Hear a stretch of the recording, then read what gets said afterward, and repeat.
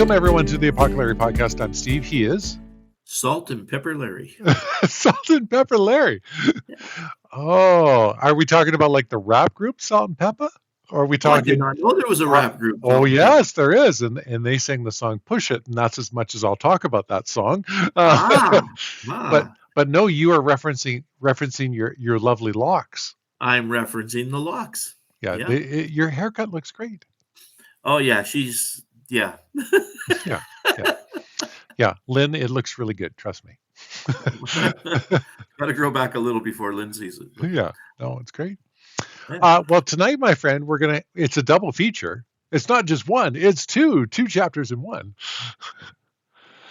So anything you want to say about chapter 28 or 29, I should say? I led us to believe, that David kind of went against Achish a bit, the Philistine king, but he never did. Never did.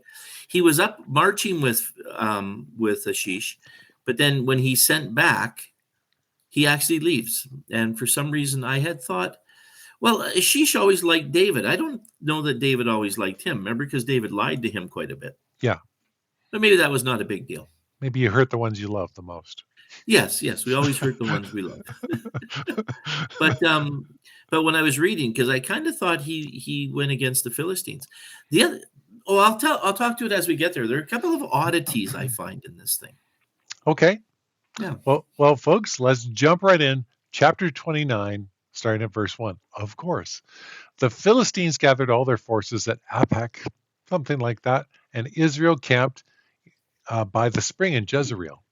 As the Philistine rulers marched with their units of hundreds and thousands, David and his men were marching at the rear with Achish. The commanders of the Philistines asked, "What about these Hebrews?" Achish replied, "Is this not David, who was an officer of Saul, king of Israel? He has already been with me for over a year, and from that day he left Saul until now, I have found no fault in him." Yeah. So, see, and I thought there was something a little more conniving that David was doing, but it's hard to tell. It's hard to tell whether he would have gone against them once he got to the front, turned and fought against them like they're expecting. Yeah. You just don't know. Yeah. Okay. Well, okay. Verse 4. But the Philistine commanders were angry with Achish and said, "Send the man back, that he may return to the place you assigned him. He must not go with us into battle, or he will turn against us during the fighting. How better could he regain his master's favor than by taking the heads of our own men? Isn't this the David they sang about in their dances? Saul is slaying his thousands, and David his tens of thousands." And here's the thing that kind of throws me off, because remember, this happened between what? They think 10:15 and 10:10, and he was with Achish for a year and 4 months. But when they mention this, Saul has slain his thousands and David his 10,000s. Of course, that's what the women were singing. But why aren't they talking about Goliath at all? Like, was this Goliath thing less important to the rest of the Philistines than we thought? Because remember, there's the 5 Philistine cities, so they're not one unified group, just like Israel wasn't one unified group. Right. Yeah. Even though they had a king over Israel by this point, they still weren't very unified. Oh, interesting. Okay. Yeah. So I don't know. Did they not know about Goliath, or just not care? But they knew the song. Yeah, that's right. A good rousing tune will always, this was top 40 in Israel during his time. Verse 6. So Achish called David and said to him, "Surely as the Lord lives, you have been reliable, and I would be pleased to have you serve with me in the army. From the day you came to me until today, I have found no fault in you, but the rulers don't approve of you. Now turn back and go in peace. Do nothing to displease the Philistine rulers." Yeah. Interesting, eh? Yeah. Like, I really like you, but my buddies don't, so yeah, get lost. Yeah. And of course, this works out perfectly for David. It does. It really does. Verse 8. "But what have I done?" asked David. "What have you found against your servant from the day I came to you until now? Why can't I go and fight against the enemies of my lord, the king?" Yeah, yeah. You'd assume that he wouldn't actually do that when it came right down to it. Right. But the one guy I read said God protected David from fighting against his own people. Hmm. But I don't know that that was David's intention ever. Right. Right. Okay, Ashish answered, this is verse 9, I know that you have been as pleasing in my eyes as an angel of God. Nevertheless, the Philistine commanders have said, he must not go up with us into battle. Now get up early, along with your master's servants who have come with you, and leave in the morning as soon as it is light. So David and his men got up early in the morning to go back to the land of the Philistines, and the Philistines went up to Jezreel. Yeah. Is that the end of that chapter? That's the end of that chapter. Okay. And this is the only time we're doing two, so we're gonna, march along here. and and so we will turn another page. Yes. Which I believe was from Scrooge. Okay. Oh, I thought of it from the song. Turn the page from the guy. Oh, I forgot his name now. Ah, that's gonna mess me up. He used to sing with the silver. What is his name? Bob Seger and the Silver Bullet Band. Yeah, Bob Seger.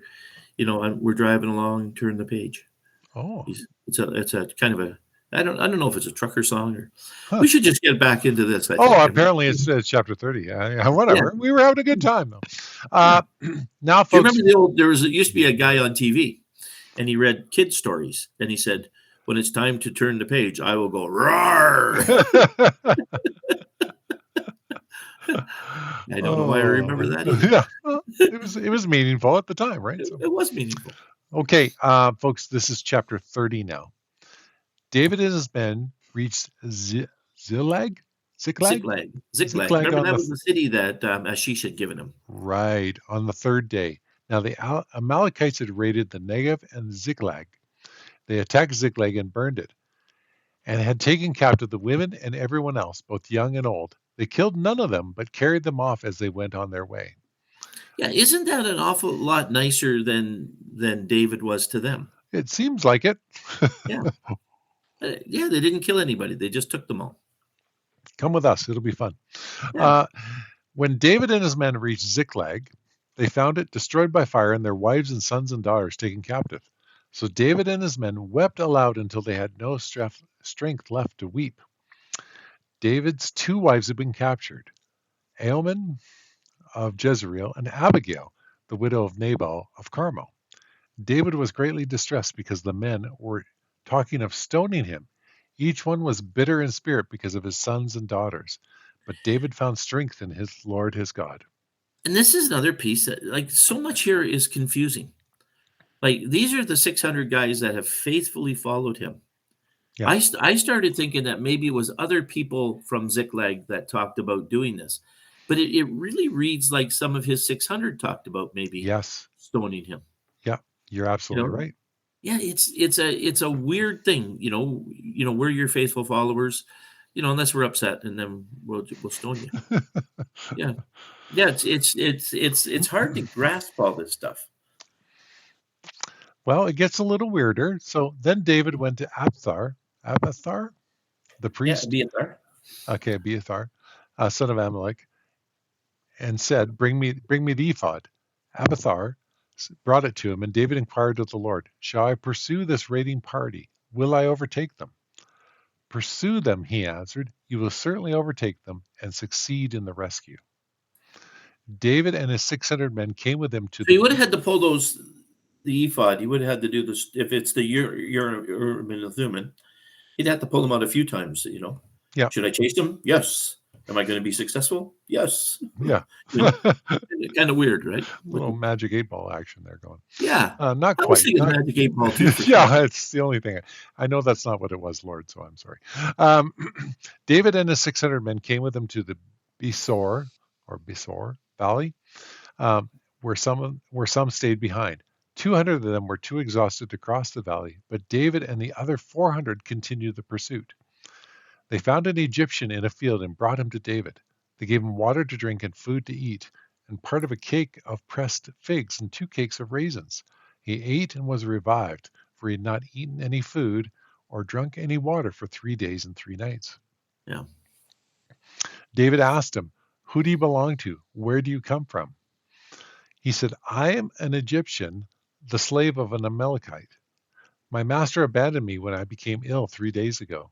We raided the Negev of the Kerethites, Hmm. Kerethites, the, some of the territory belonging to Judah, and the Negev of Caleb, and we burned Ziklag."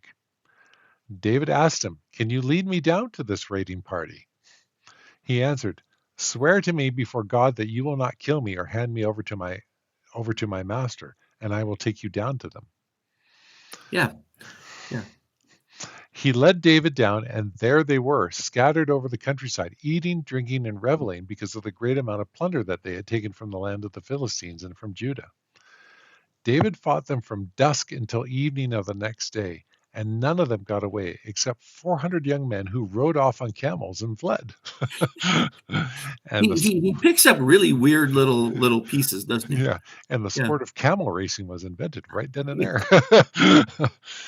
David recovered everything the Amalekites had taken, including his 2 wives. Nothing was missing, young or old, boy or girl, plunder or anything else they had taken.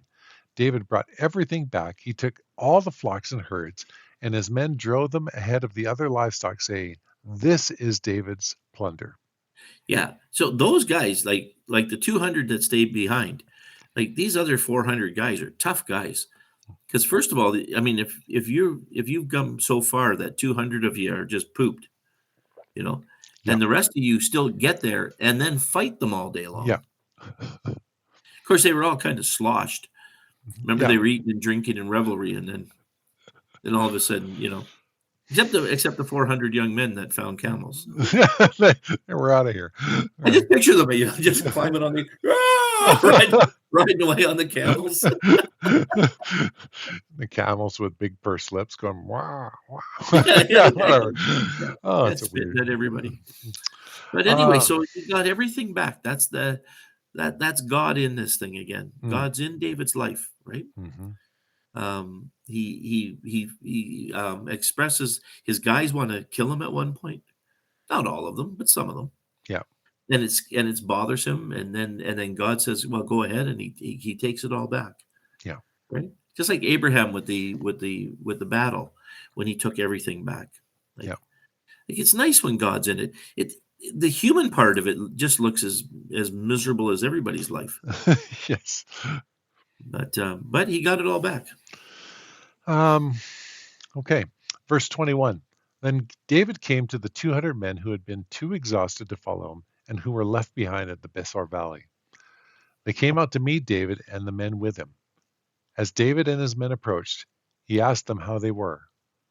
But all the evil men and troublemakers among David's followers said, "Because they did not go out with us, we will not share with them the plunder we recovered. However, each man may take his wife and children and go." Yeah, interesting how he refers to those guys that they were Yeah. evil and troublemakers. So Yes. maybe it suggests, as a leader, when you have a whole bunch of people following you, they're not all on your side. Right. Like I would have thought all 600 of these guys would have been completely faithful to David, Right. Right. but they're not. They're No. not. No. Kind of maybe it sucks to be a leader. Maybe that's the other Yeah. way to learn. Yeah. You know, Yep. Yep. yeah. The only people that want to be leaders are people that aren't. Yes. Yeah. Once you've got it, you're like, oh, maybe not. To Unless, to, if, to do it well, it's not a pleasant job. yeah. Yeah. Yeah. Yeah. The narcissistic leaders seem to like leading. Yes, those that and yeah, the sociopaths Yeah. and the They're great. narcissists, they do fairly well. I read a thing once about how VPs at universities are generally sociopaths, and I can see that. Yeah. Now, fortunately, I don't work with those kind of people right now, but I certainly have I many believe you. times. I believe you and I have in the past. Yes. Oh, we certainly have. Yeah. Yeah. Um, okay, verse 23. David replies, "No, my brothers, you must not do that with what the Lord has given us. He has protected us and delivered us into the hands, or delivered into our hands, the raiding party that came against us. Who will listen to what you say? The share of the man who stayed with the supplies is to be the same as that of him who went down to battle. We will all share alike. And David made this a statute and an ordinance for Israel from that day to this. Yeah, yeah. There's a good leader, right? Yeah. When push comes to shove, he's the leader. Yeah. And you'll do what I say. Yeah. Yeah. Because what I'm saying is you be good to all these people. I had kind of been on the other guy's side too. Maybe give them something, but maybe not as much as us. Yeah, like we went and fought all these guys, except for the camel guys, don't get me wrong, but the rest of them we fought. Yeah, because nobody wants to chase down camels. Yeah. But he really shows his care for all of his people, even the evil ones that the author ones mentions. Yeah, good point. And we'll see that right here in this verse. When David reached Ziklag, he sent some of the plunder to the elders of Judah, who were his friends, saying, "Here's a gift for you from the plunder of the Lord's enemies." Yeah. Finally, starting at verse 27, David sent it to those who were in Bethel, Ramoth Negev, and Jatir. To those in, and all of these other places. Yeah, other places. And to those in the towns of the Jermelites and the Kenites, to those in Hormah, Borashan, Atlach, Hebron, and to those in all the other places where he and his men had roamed. So it was like he was paying these people back because he wandered around this area, eh? Yeah. And I don't know if he knows how close he is to becoming king, but he's certainly setting himself up for what's to come. Right. Yeah. And there you go. There. Yeah. It seems very different than today, but the nations were more divided and more split. It'd be like, well, we used to call them city states, right? Right. Like every city was kind of had its own ruler and things like that. But yeah, and that's David getting ready for the next step. Amazing story of how God also orchestrated all this too. God gets David to go away from the battle. He gets back to see his family. Yeah, they're gone, of course, but the Lord gives him success there too, and brings back even more than what he had started with, and then. He got all of that plunder, which he could have kept him, but he divided it up as a good ruler would. Yeah. Wow, and now he's ready. He's ready for kingship. Okay. Yeah. Well, come bring chapter 31, right? Yeah. Next week? Next week it is. Folks, as always, Larry and I love doing this, but we're so grateful that you come along with us. And next week we'll do chapter 31. I think that's the last chapter. The last chapter. And then we'll take this little break for Christmas. Larry will go home. I will do nothing. And that'll be our Christmas break. It'll be great. But anyway, thank you so much for listening. And until next time, I was Steve, he was Larry, and this was the Apoco-Larry.